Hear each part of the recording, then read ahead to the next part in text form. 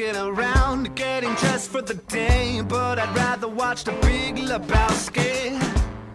Welcome to the Concordian Radio Show on CJL 1690 with Sandra Hersegova. I'm Nicholas DiGiovanni. Sandra, how are you? I'm good. How are you? How is everyone?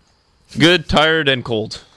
It was a good minus 18 this morning. I feel like we've been saying this for the past few Wednesdays every time, but I mean, it is January, so.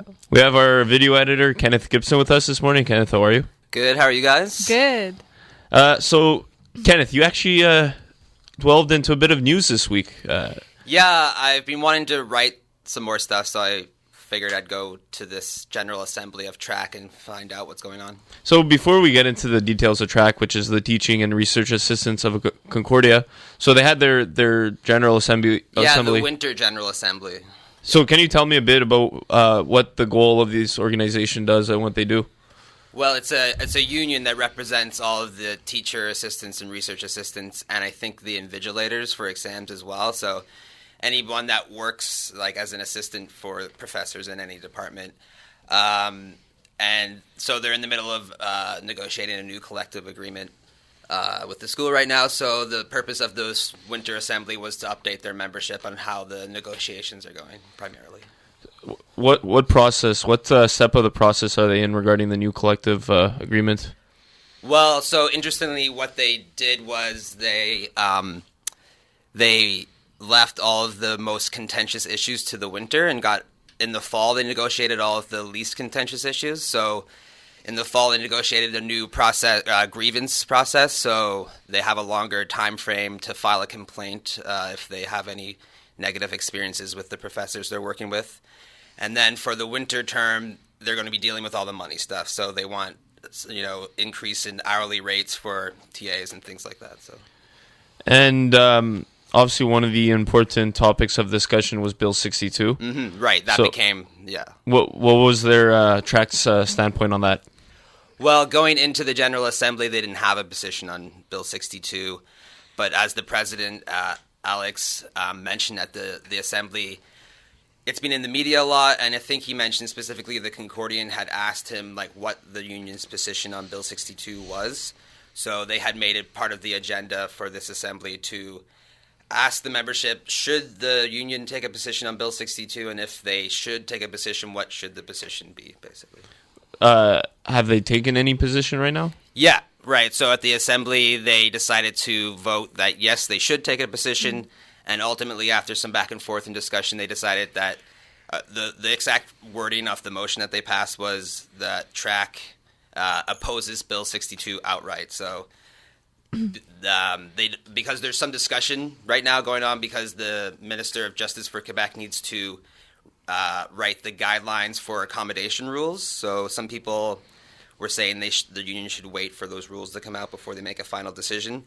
So the outright word was supposed to indicate that they oppose the bill just because of what it is, the sort of like the way it subtly targets Muslim women with the face covering. So.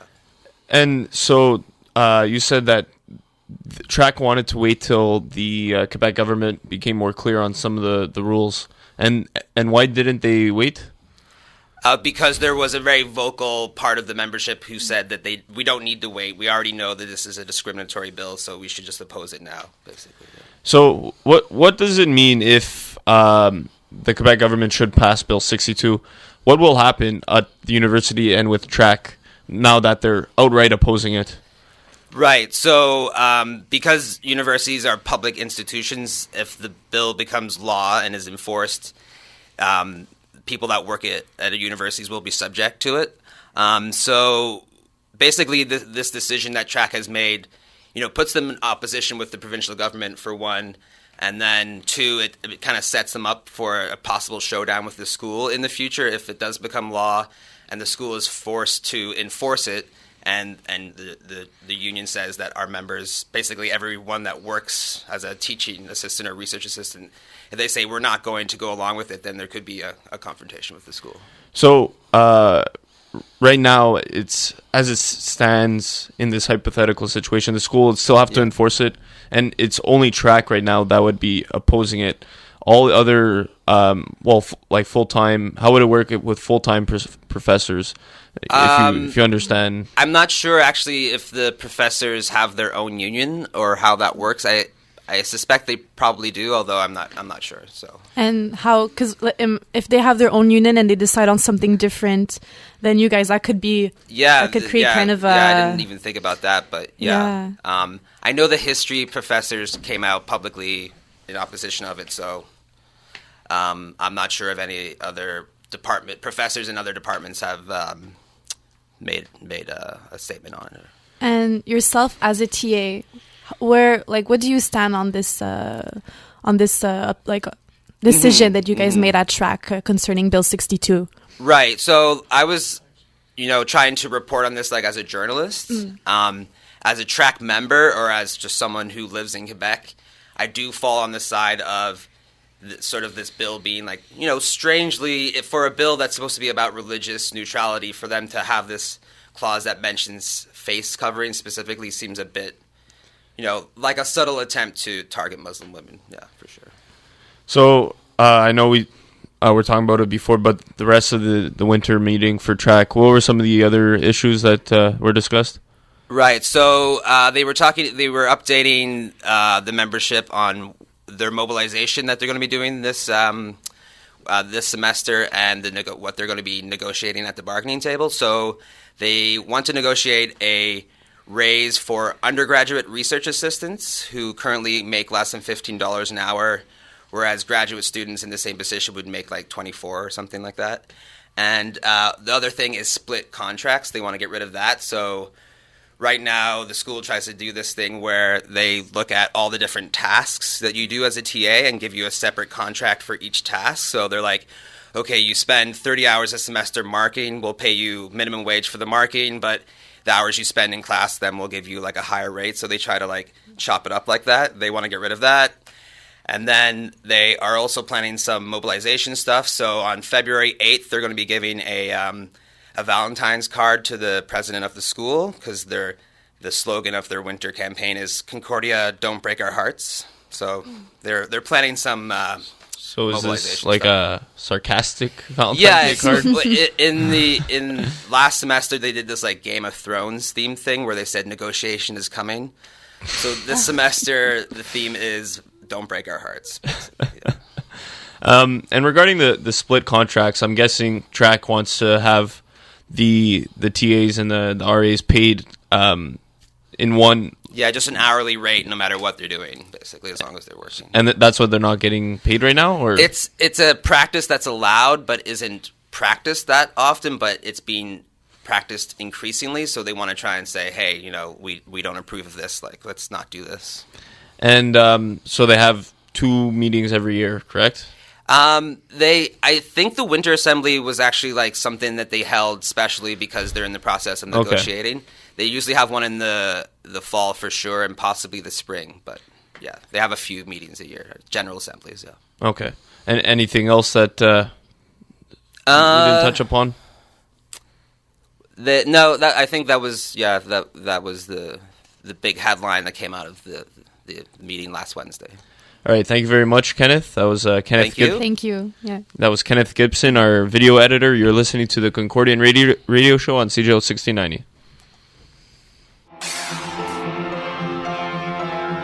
Discover local creation every Wednesday from 5 to 6 p.m.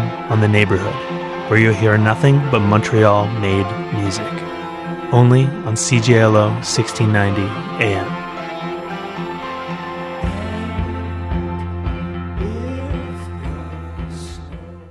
Welcome back to the Concordian Radio Show on CJLO 1690 with Sandra Hersegova. I'm Nicholas DiGiovanni. So just before the break, you heard La Vita E by Neck, one of my favorite Italian songs. That at least dance music, not one of those classical Italian songs. Sandra, I mean, did you like it? It's like a 90s pop, but Italian style. Yeah, not bad. It was very big in, I think, probably the late 90s, early 2000s. You know why I played it? Last night I was watching a hockey game, and they were playing in St. Louis, and the in-arena music was that. They played it in St. Louis? In St. Louis. I was listening. I was like, wait, that sounds familiar. And it was that. Anyways, we have Mia Honori, our assistant life editor, on the line with us. Mia, how are you? Oh, I'm good. How are you guys? Great, thank you. Did you enjoy waking up to good Italian music? It took me a second to figure out it was Italian since it wasn't so obvious, but yeah, it's not that bad. So you went to Quebec City this weekend, right? Yes, I was. And that's what you wrote about this week in the Concordian. So tell us about that. So I went to actually visit my friend who moved to Quebec City this year. And what better time to visit her than when there was the Quebec Winter Festival going on, since it would give us something to do and, walk around and have a lot of photo opportunities and stuff. So yeah, we decided to go there. It was located in the old Quebec, which is very similar to the old port in Montreal, except for the up hills and downhill walks that are very, very angled down in Quebec City. And yeah, we went there. There were a lot of ice sculptures, many families taking photos, kids running around, slides. Pretty scary if you ask me, but yeah, it was a very nice way to spend the day. And so you described a bit about the Quebec Winter Carnival. I've never been. And for those who haven't been, you described a bit about the activities. What were, like you said, the slides? What were the main activities and attractions at the Quebec Winter Carnival during the weekend you were there? Well, we got there a little bit later in the day, so we didn't get a chance to experience everything. There was a 90-meter slope slide that everybody made entirely of ice, that dozens were gathering, waiting in line to grab a sleigh and go down the slide. So that was the most popular one, the big one. A lot of people were waiting in line to go up and slide down. It's pretty scary because it goes at a 90-meter angle, like slope, and then it continues pretty straight. So for the shortness of the slide, but the angle that's at, it makes it go pretty fast. But yeah, a lot of people were having fun. It was pretty safe since the ice would kind of curve up to keep you inside the slide instead of popping out of anywhere. But yeah, that was the main one. Earlier in the day, there was we didn't get a chance to catch him, but there was somebody who was basically telling a storyteller near the fireplace usually, and they create this game over the ice rink that's close to the Grand Alley where the festival was taking place. Basically, soccer on ice, where people could play soccer on the ice, slipping around and holding on to big spaghetti. What are those called? The spaghetti pool thing? Yeah, I know what you're talking about. I don't know what's they were holding on to them. The noodles? Noodles, that's it. The noodles. Yes. The noodles, and playing soccer, but that was more in the morning.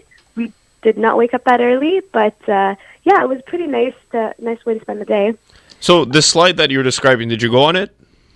No, we didn't. We didn't have the patience because it was a pretty long wait. And it seemed pretty scary. It seemed to go pretty fast, but I mean, 3-year-old kids were doing it, so that was just us. But yeah. And on your way to the carnival, you made a special encounter. Can you tell us a bit about who you met and the conversation you had? So my friends and I are on a bus, and this man with his 2 kids get on, like a few stops after we had gotten on, and we sit down.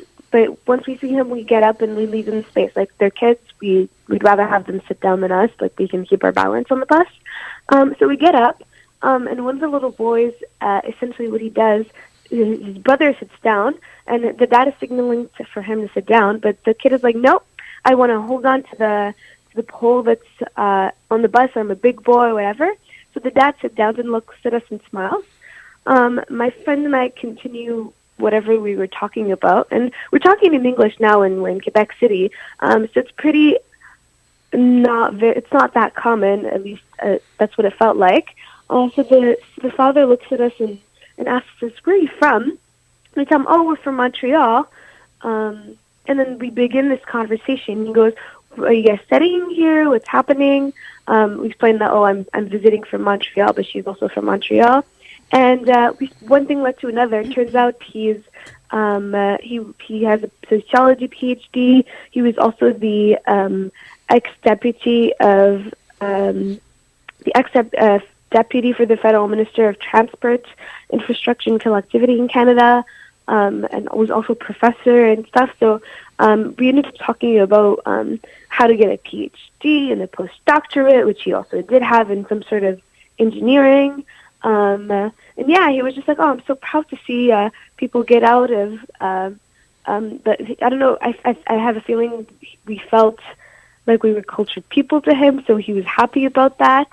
And then we started talking about languages because English was the initial topic of the conversation. And he's like, okay, so you guys speak English, French, and we're like, Spanish too. So we started talking in Spanish, and then I say, as if I thought it was brilliant, I go, I speak a language you don't, Arabic. And then he starts having a full-blown conversation with me in Arabic, and I'm like, darn, you do not speak Arabic. But yeah, and then we had those, and then he goes, I know it's a language you don't, and it was Wolof, it's the language in Senegal. And yeah, and then he was just a happy day, and we got off the bus and went on to the Quebec Winter Carnival. But later on that day, we spent it, we were ice skating, kind of going around, and we bumped into him again, which was extremely funny. We had saw him in the morning, later in the afternoon, and then saw him around the evening time while we were ice skating, and bumped into him. And he goes, I knew I was going to see you guys again. And yeah, he was walking around town, I guess. But yeah, it was a funny full circle type of story. And sticking with the language, when you were speaking English, some Quebec citizens thought you were tourists, no? Yeah. We would, wherever we go for talking in English, they would go, where are you guys from? Toronto? Sometimes it'd say Toronto, sometimes not. And they're like, no, we're from Montreal. Bonjour, hi, how are you? Yeah. The classic bonjour, hi came out. Bonjour, hi, yeah, we would say that. Well, I would say that at least. But yeah. For you, what was the highlight of the Winter Carnival? The highlight was probably the photo opportunities. There were a bunch of, there was the bonhomme of the carnival, who's the mascot, if you will, of the carnival. So it's basically essentially a snowman, but they put him in a photo frame with a colorful background. So it allowed us for a lot of photo opportunities. Also the fire, because it kept us warm. If you go outside, double check the schedule online to the activities, you don't miss out on anything. That's the all-important part of the Winter Carnival. Exactly. Switching gears, so I know we're going back, but last week you wrote about a fair that's happening today at Concordian in regards to mental health, Trimin's mental health fair. If you remember, I mean, what you wrote about and what the Trimin the group talked about, what's their goal of the fair? Okay, so essentially, Trimin is an acronym that stands for connectedness, hope, identity, meaning, and empowerment. And it's a collaborative effort between multiple groups. So we have Concordia students in it, student organizations, the university's counseling and psychological services. From those student organizations, there are the JAC.org and the Concordia Student Nightline, which is basically an evening and night listening service for when other services may not be available, like over the weekends and evenings, obviously, and the Collective Community Services, which is a Montreal-based nonprofit community service. And last year, they met at the Bell Let's Talk event last year, and they kind of, that's how Trimin ignited, and they've kind of, they're looking to keep the conversation going about mental health throughout the year, not just on Trimin Day, but this week, well, actually today, in the EV building atrium. If you go between 10 a.m. and 3 p.m., the mental health fair will be going on. And, you can just go by 5 minutes. It'll basically show you all the services that are available to you in the university and in the community also close to Concordia. So you can find multiple types of student advocacy groups, so like the Sexual Assault Student Center, Gender Advocacy, chaplaincy, etc. A lot of student organizations and services are going to be there to just let you know that they're there, and if you need them, you can always reach out to them and get their help. And will there be any activities as well, or is it more, like you said, kind of an information session showcasing the different services in Concordia, or are they for the Bell Let's Talk event? Is Chime In hosting any activities at the EV building today? It's more of a just to like come in and get to know what's happened, what's around the campus and the community. But I do believe that wasn't confirmed in the interview. That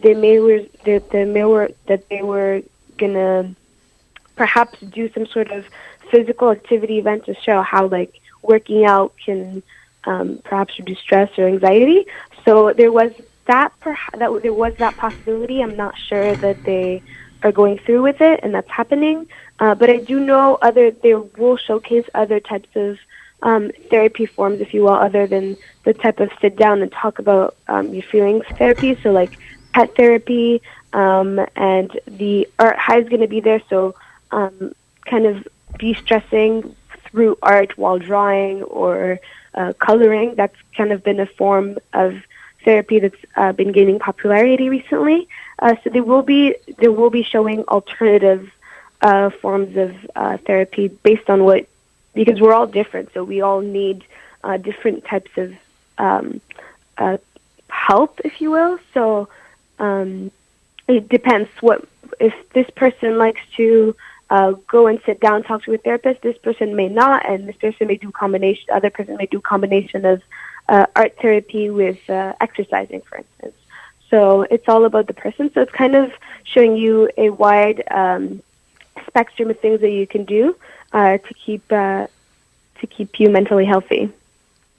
That's a good point, because I remember in the article it was mentioned that everyone's different and everyone can cope with either well-being in different ways. So that's good. And can you mention maybe once again the different type of organizations or kind of wellness centers that will be present today at the EV building if people want to go and swing by? So other than the university's counseling and psychological services, there will also be the CCS, which is Collective Community Service. It's community service in the close to the downtown area. There's also jack.org. It's an organization that essentially aims to eliminate the stigma around mental health. The Concordia Student Nightline. There will also be the Sexual Assault Resource Center, SARC, the Recreation and Athletic Services, Concordia's Multi-Faith and Spirituality, and the Native Resource Center, among others. Those were just the ones that I can think of right now, but there will be many other stands at the fair today. All right, thank you very much, Mia. Thank you, Mia. Thank you for your time. So that was Mia Nouri, the assistant life editor. You're listening to the Concordian Radio Show on CJLO 1690. For your weekly dose of reggae music. Welcome back to the Concordian Radio Show on CJLO 1690 with Sandra Herzegovina. I'm Nicholas DiGiovanni, and we have Matthew Coit here today. How's it going? Hello. It's good. Matthew Coit always wearing the plaid jackets. If it works, it works. So Canadian. I don't make the choices.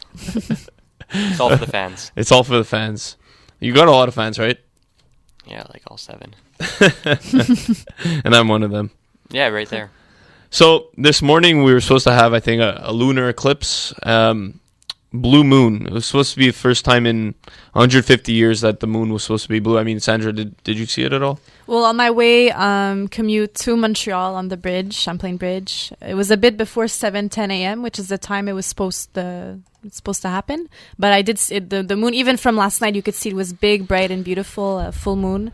I didn't notice, like, it just was very bright and very big. I didn't notice was it supposed to be blue? I don't know. I didn't see but you could tell that there was something special about it this morning and last night. I mean, I'm reading an article from the CBC. It says it's called the blue moon, but it says it's likely closer to red. So I don't know. To my eyes, well, this morning when I saw it wasn't red yet. Maybe probably that transition or that.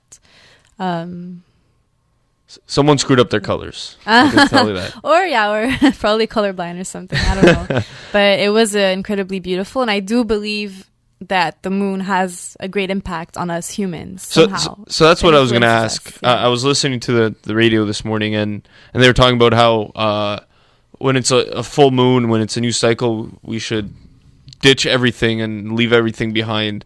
I mean, Matt, do you believe in that stuff? I don't even know what that means. What does that mean? Like how the moon is going to affect our moods and daily lives? I can't say that the moon has ever affected my life. I'm a big believer in like weather affecting people's behavior, for but sure. The moon, I can't say I've ever had like werewolves tinges or anything like that where I'm affected by the moon. You've never howled at a full moon? No, not yet.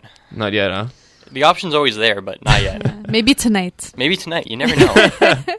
You don't know what the future will bring. Exactly. It's because the thing is, like, I think humans, I forgot the precise percentage. Maybe we can Google it or research it. But I think we're made, 80 or 70% of water? How much 70, exactly? 70, I think. 72. There's Matt, like that weird, that high percentage of how much water we're made of. And if you notice the moon, how every time there's a full moon, if you look at the rivers or in the ocean or any water tide, the tides rise. The moon affects the water flow.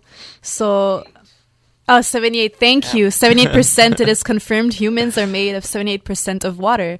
So to think that we have, that much water in us and it has an effect to the ocean. So there's a belief that it's a spiritual belief, that the moon does have an impact, towards humans since we have that much, like water in us. I've read that somewhere, right? I didn't just make this up. I know. but usually, I don't know about the leaving behind. That is like a saying I've read in some articles, astrology articles, but mostly about how when there is a full moon, you feel more passionate, like your emotions are strong, right? Because like it kind of triggers strong emotions. There was a psychology study how there are more murders, more crime when there are full moon nights out, because every month there's a full moon. So throughout the years they did a study, and there were more like crime rates, more like people are more emotional, more intuitive. There's something I can't explain it. Have you felt that way at all when there was full moon? Usually when there have you ever felt like committing a crime during That's the question. This is a sting. The cops are outside. I don't kiss and tell. I don't kiss and tell. So Matt, you were saying like the weather affects you. So now we're in a bit of a conundrum, right? Because it's -18 outside, but it's also sunny. So I mean, how do you guys feel about that when it's cold, but then it's also bright? I'd rather have the sun. Me I'll too. take the sun with the cold, or like the -5 with the cloudy. If I had to choose, I'll take like cold weather with a sun over cloudy with heat. Like we're missing sun. I definitely agree with Koit, because when it's gray every day, just you feel gray, and exactly. like you feel blah, like you feel kind of. But the blue sky with the yellow sun is something we lack of. So when we see it, even if it's -18, we might as well go outside for a bit, and then we regret it immediately.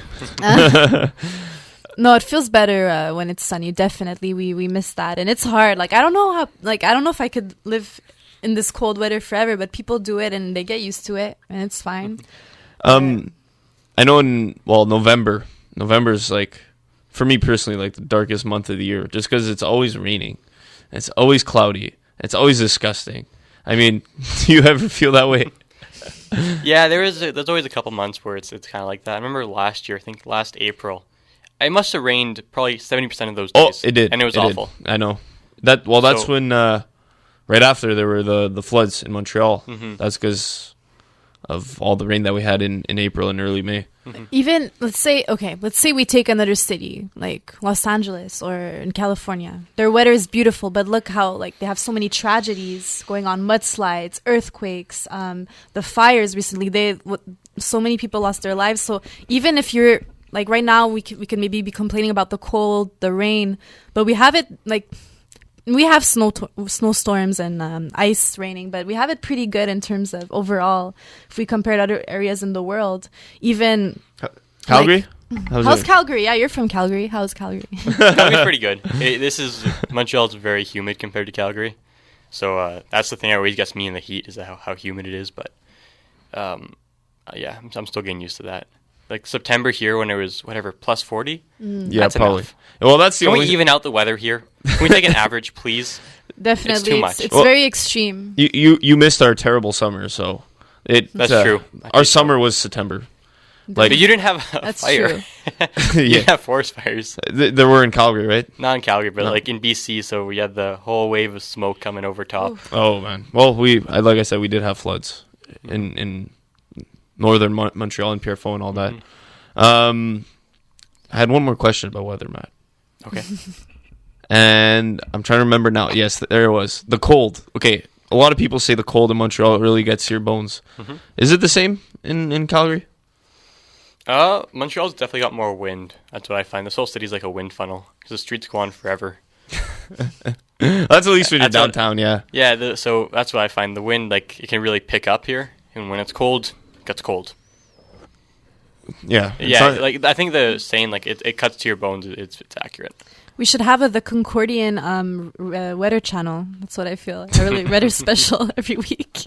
And talk about both weather in Montreal and Calgary just for Matthew Coit. National correspondent.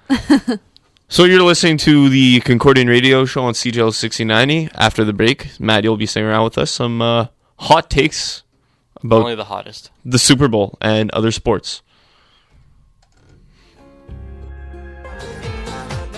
Welcome back to the Concordian Radio Show on CJL 1690. That was I'm Blue by Eiffel 65. That is one of the worst songs of all time. One of the best songs of all time. That's actually one of the... This is how I know you know nothing about music. It's one of the best songs of all time. You cannot argue me on that.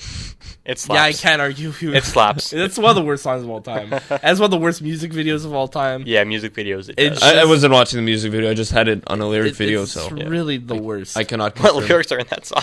Yeah, seriously. I'm Blue. Yeah, there you go. So, quick transition into the Super Bowl. Patriots are blue, so I guess we could talk about that. Horrible. Yeah. So, Super Bowl this Sunday, New England Patriots against Philadelphia Eagles. We wrote a Super Bowl preview. Mine was a bit cookie cutter preview, and then Alex, yours is very different to say the least. Well, here's the thing.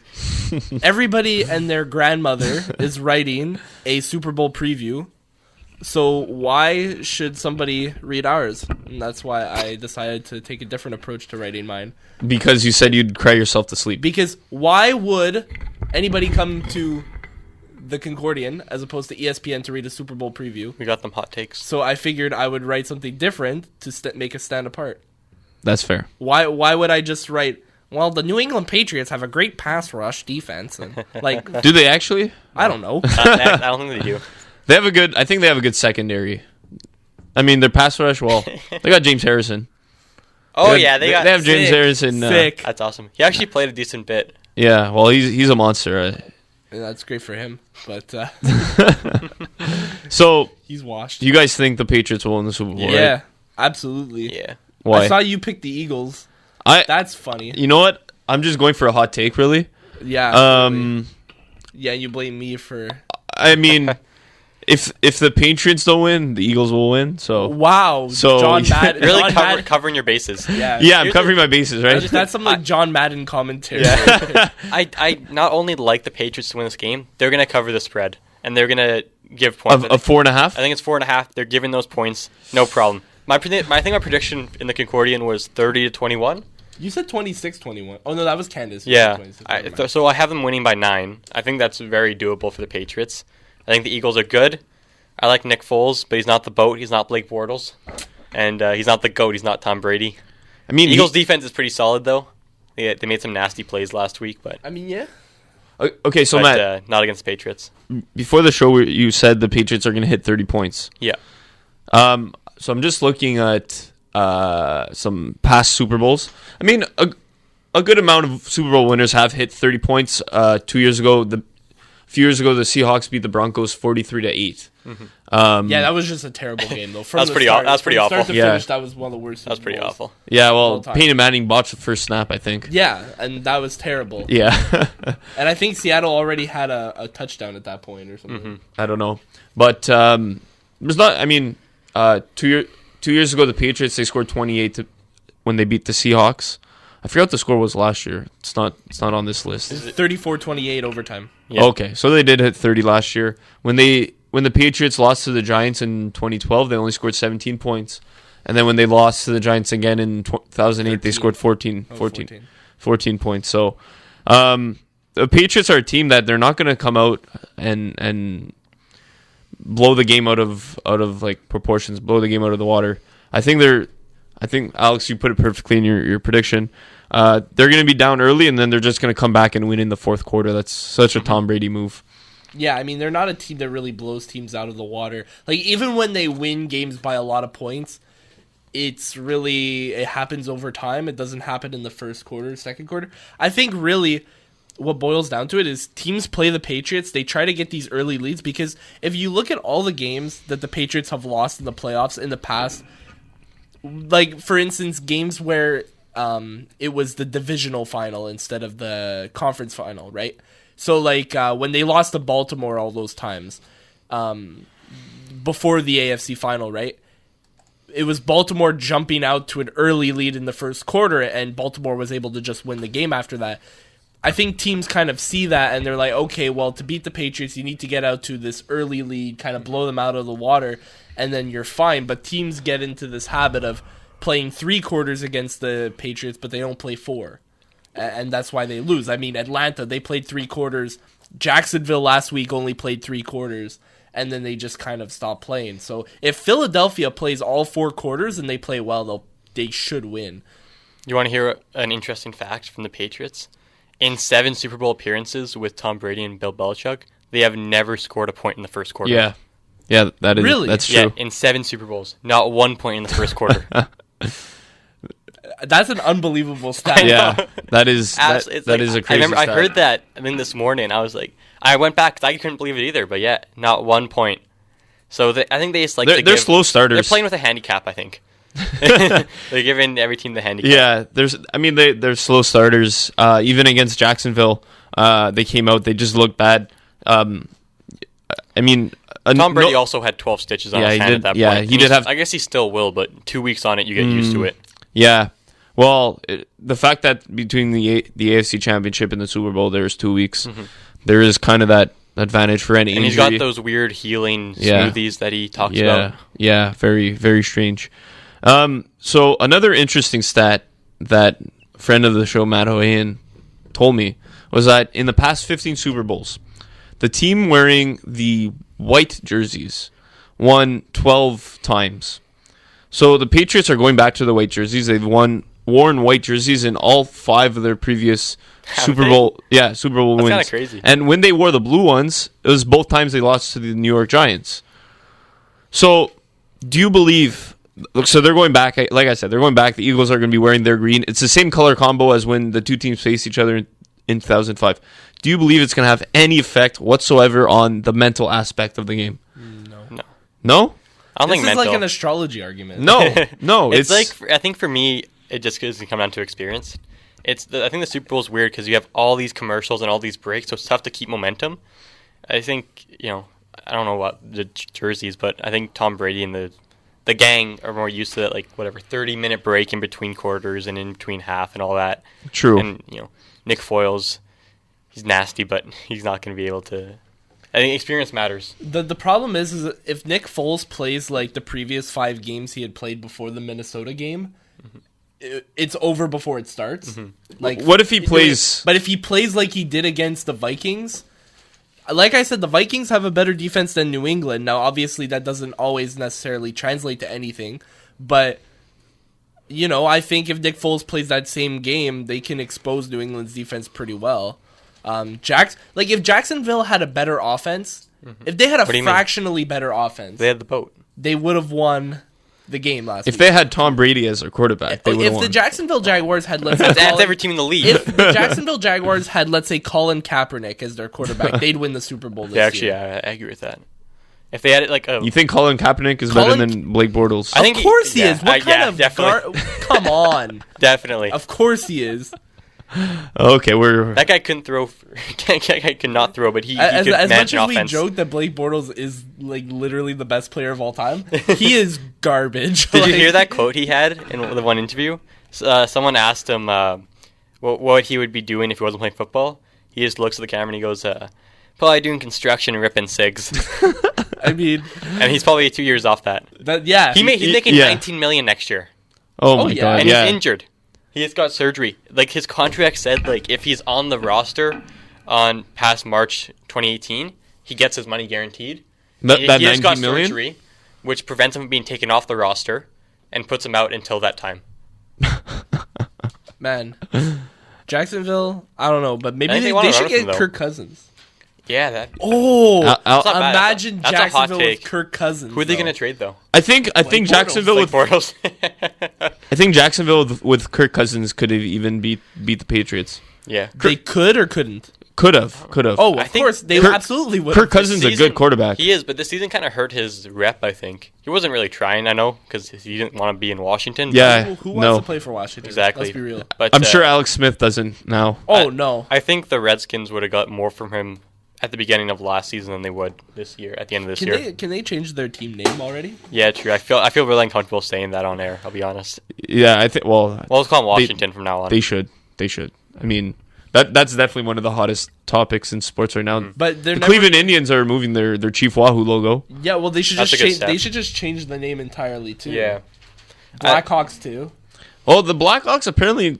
The Blackhawks, the name itself is based off something else, based off like Yeah. a World War I thing, but the logo is Yeah, clearly like not the name, representative the name of that. itself. It's fine. I think. I've never heard anybody really get mad at the name. It's the Even the logo, it's the logo that's a little. out of all the sports logos that are controversial with the indigenous. It's probably the least controversial of all of them, but you could still just choose something else. Like there's a skate sharpener in Pierrefonds. He's like kind of like famous, and he has like a jersey hanging up. It's an alternate Chicago Blackhawks jersey where the logo is like wings of a hawk. Oh yeah. I remember those. It was There's made by- C. They have one with like a C. Oh. Yeah. Also, Anyway, this I'm gonna know the jersey- hawk one this you're talking jersey was about. made by an indigenous artist, and Oh, it's okay. like super think I nice. saw that on Twitter and somewhere. it's like a way better logo than what they have now. You want to hear an interesting story?